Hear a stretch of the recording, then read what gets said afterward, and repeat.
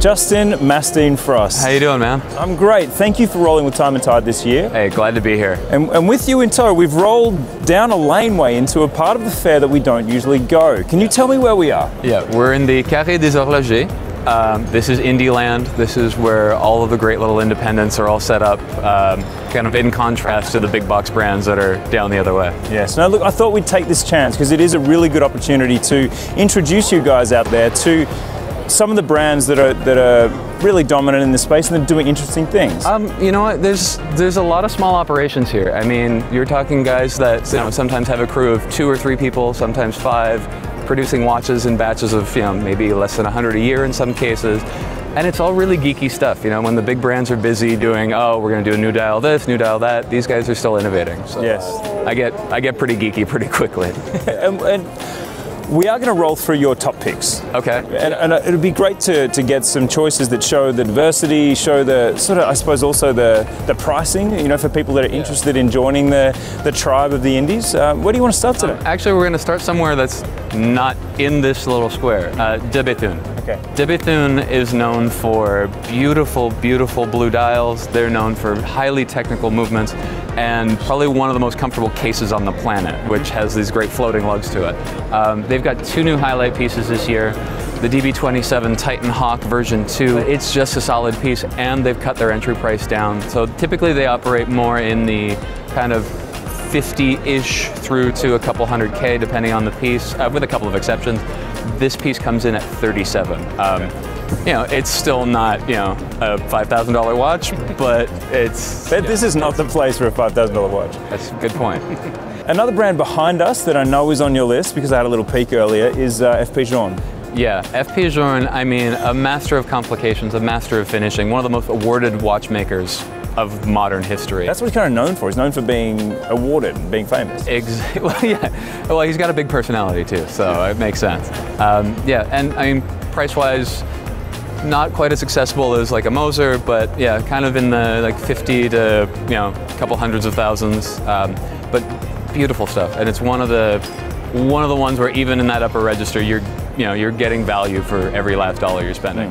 But generally, the rule of thumb in here I'm getting is that if you have to ask, you definitely can't afford it, right? Exactly, and that actually brings us to one of the big guns of the industry, Mr. Richard Mille. Yes. If we're talking price. I believe he has a t-shirt with that written on it.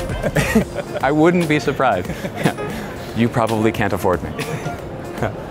His new piece is the RM5301. It's his second piece for a polo player, who you keep remembering his name. I do, because it sounds a bit like mine. That's Pablo Macdonau, I believe. Exactly. Yeah, I'm not actually a huge polo fan, but yeah.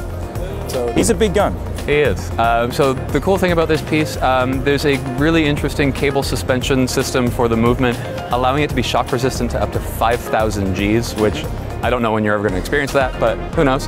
And they also did an interesting sapphire crystal with 2 layers and vinyl in between, kind of like automotive safety glass.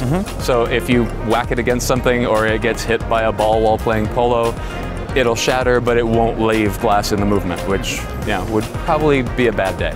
And I think one of the first things I learned in the watch industry when I came in and first walked these halls, fairly starstruck, was that the entry price for a Richard Mille is around that 6-figure mark, isn't it?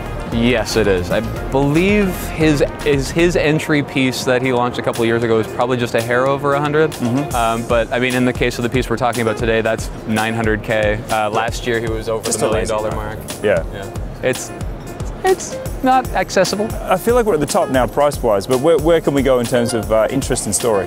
Well, speaking of interesting story, Eurowerk is really, they've got a lot going on this year. What are they known for as a brand? They're known for their satellite complications. It's visually speaking, as far as looking at time indication, you look at a Eurowerk, you know it's a Eurowerk right away. It's that, either that retrograde hand that goes across, or the 3 little satellites that kind of rotate their way around. So cool. Very, very futuristic, very sci-fi. Still wearable. You look at it and it's like it's this big block, but you put it on the wrist and it's actually shockingly comfortable. So I'm obviously a bit of a geek about those. Yeah. So they've just launched a really interesting movement concept. It's not a complete piece. It's based on the sympathetic clocks of back in the day of early watchmaking. So the idea is you have a timepiece that can go into a clock to sync up and regulate itself, and then you get up in the morning and it's ready to roll again. And this is pocket watch times? Yes. Same concept. So you have a watch on the wrist, and then when you come home? Yeah, when you come home, you take it off the wrist, you put it in this little dock inside the clock. It'll regulate itself, and the really neat thing that they're doing is the home clock is going to be synced to atomic time. Yeah. So not only is it regulating to make sure that it's running as efficiently as it can, but it's also going to be as accurate as physically possible. This is for somebody who was really very particular about accuracy and time. Yeah. You were 18 seconds late, according to my atomic clock at home. Chronometry is simply not enough. No, exactly. Now let's talk about the brand that likes to stir things up. H. Moser. Now, old brand, started in the 1828, recently rebooted.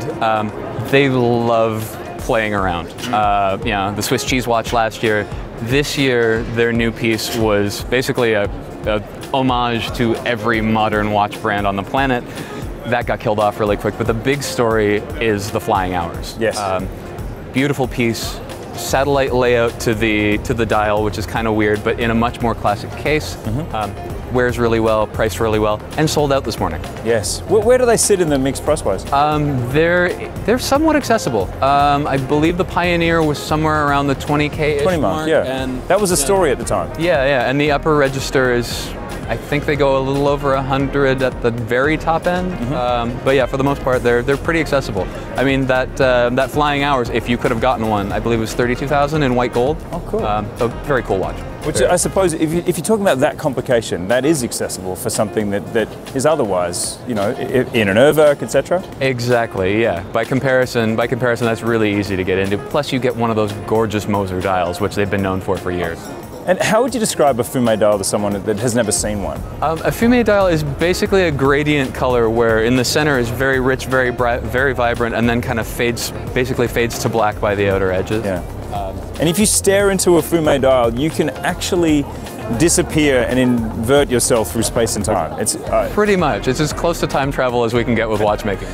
Justin, thank you so much. It's kind of like we fell down a rabbit hole into a very different point of view of watchmaking in here, and I'm intrigued. I think we should definitely continue the story at Basel. Yeah, I think there'll be a lot more stories to tell come March. So let's do this again.